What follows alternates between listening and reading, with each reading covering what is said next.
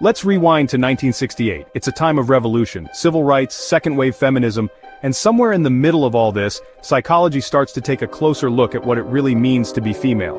But how did the field, for so long dominated by men, begin to reconstruct the idea of the female? Now, back then, psychology had a bit of a problem. Most famous experiments and textbooks were all about men. Women were often left out, or worse, described in outdated, even damaging ways. Think hysteria or emotional instability, old stereotypes that stuck for ages. But change was brewing. In 1968, feminist psychologists decided enough was enough. They started challenging the old ideas, questioning why women were always portrayed as passive or just different from men. Researchers like Carol Gilligan and Sandra Bem didn't just ask, how do women differ from men? They asked, why are we even asking this question? By the 1970s, studies started to shift. Psychologists began to listen to women's voices, not just observe them. They looked into how society shapes our understanding of gender. Instead of blaming hormones for every mood swing, they explored how culture, upbringing, and expectation play a role. Suddenly, being female wasn't just about biology.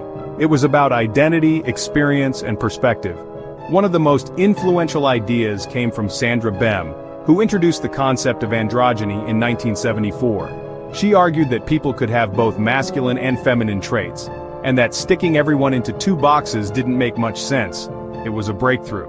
At the same time, Carol Gilligan challenged the assumption that men's ways of thinking were the norm. Her research, especially on how women approach moral decisions, showed that empathy and care weren't signs of weakness. They were strengths. This was a massive shift. By the 1980s, psychology textbooks were changing. New generations of psychologists, many of them women, were writing the narrative. They were reconstructing the female from a stereotype into a complex, powerful, and fully human subject.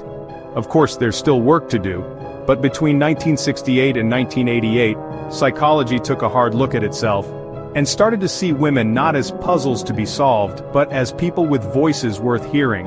So next time you hear about a new study on gender, remember, it's not just about the data. It's about who's doing the research, who's telling the story, and who gets to be heard. Thanks for watching. Don't forget to subscribe for more untold stories from history.